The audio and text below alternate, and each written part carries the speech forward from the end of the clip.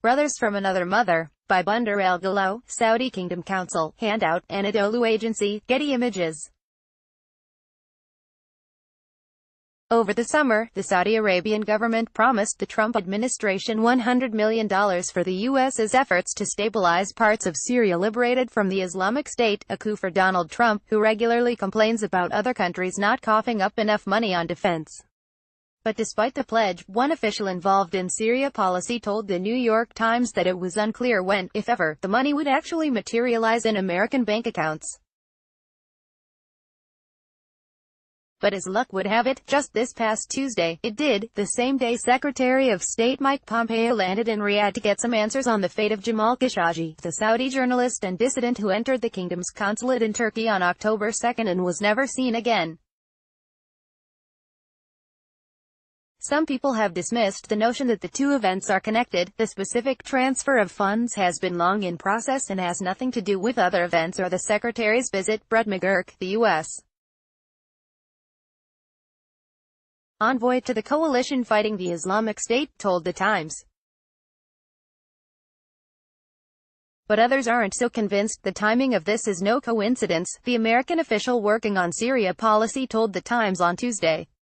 In all probability, the Saudis want Trump to know that his cooperation in covering for the Khashoggi affair is important to the Saudi monarch. Joshua Landis, a professor at the University of Oklahoma, surmised The Washington Post. Much of its financial promises to the U.S. will be contingent on this cooperation. Coincidentally, the $100 million hit the U.S. accounts on the same day Trump stepped up his defense of the kingdom, telling the Associated Press that what we have here is another case of guilty until proven innocent, which is exactly what happened with Brett Kavanaugh, who the president believes is innocent all the way. Trump also informed his Twitter followers that Crown Prince Mohammed bin Salman maintains he knows nothing about nothing, and if you can't trust the word of the guy who imprisoned his own cousins, who can you trust? https://twitter.com/realdonaldtrump/status/105226 8011900555265 https://twitter.com/realdonaldtrump/status/105226 8013876064256. Even as the president goes to bat for his Saudi pals, more evidence has emerged that paints a grisly picture of what actually happened to the journalist. Turkish officials have conducted their own investigation, and the findings appear to differ significantly from Trump's rosy narrative. Turkish officials said they shared evidence in recent days, including the details of an audio recording, with both the U.S. and Saudi Arabia to support their conclusion that Mr. Khashoggi was killed at the hand of Saudi operatives. The recording indicates how Mr. Khashoggi was killed in the office of the Saudi Consul General, Mohammed al-Otaibi, minutes after he walked into the consulate building on October 2, said people familiar with the matter. Mr. Khashoggi wasn't interrogated, the people said. Instead, he was beaten up, drugged, and killed by Saudi operatives who had flown in from Riyadh earlier in the day, the people said. Then, on the recording, a voice can be heard inviting the consul to leave the room, the people familiar with the matter said. The voice of a man Turkish authorities identified as Saudi forensic specialist Salah al-Tabiki can be heard recommending other people present to listen to some music while he dismembered Mr. Khashoggi's body, the people said.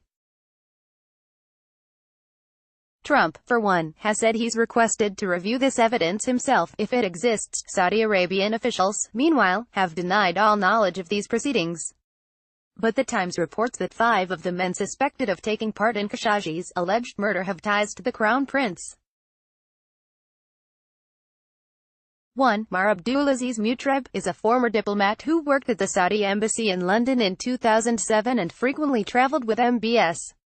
3 others are linked by witnesses and other records to the Saudi Crown Prince's security detail, and the 5th is the forensic specialist who holds senior positions in the Saudi Interior Ministry, and is a figure of such stature that he could be directed only by a high-ranking Saudi authority. As the Times notes, the presence of a professional who specializes in autopsies sure makes it seem like the operation had a lethal intent from the start, and wasn't simply an interrogation gone wrong. Then again, maybe he, along with 4 other men linked to M.B.S, just happened to stop by the embassy that day. Presumably Trump and/or Saudi Arabia will offer a compelling explanation for all this in short order. If you would like to receive the Levin Report in your inbox daily, click here to subscribe.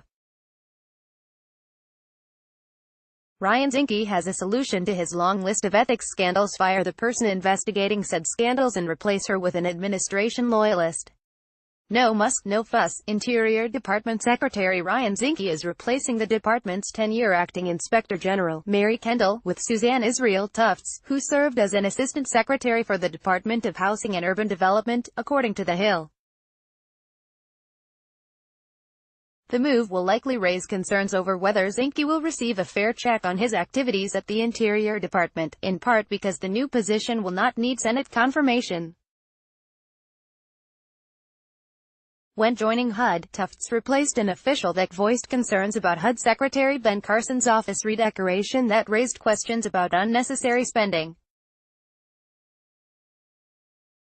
Zinke has been the subject of a handful of internal government investigations since beginning his tenure as secretary in 2017.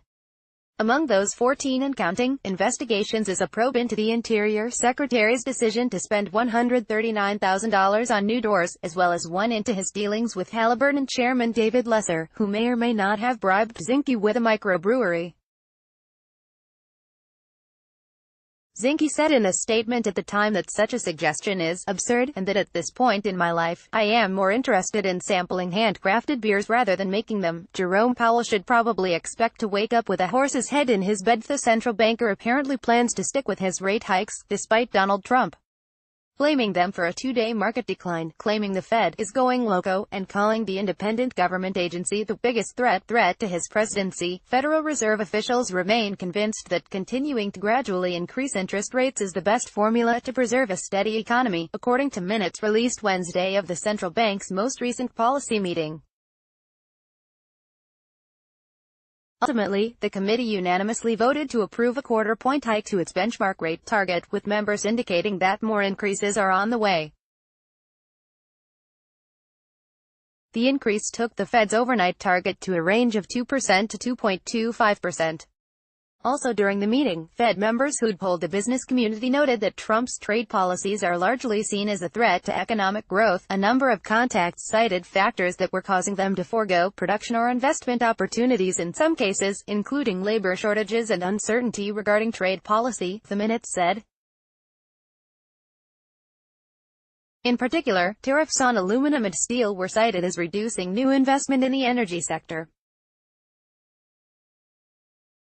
Contacts also suggested that firms were attempting to diversify the set of countries with which they trade, both imports and exports, as a result of uncertainty over tariff policy. Whoops.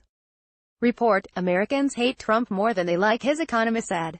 Per The Washington Post, President Trump is a historically unpopular president presiding over a historically strong economy, a singular state of affairs scrambling expectations for Republicans 3 weeks ahead of the midterms.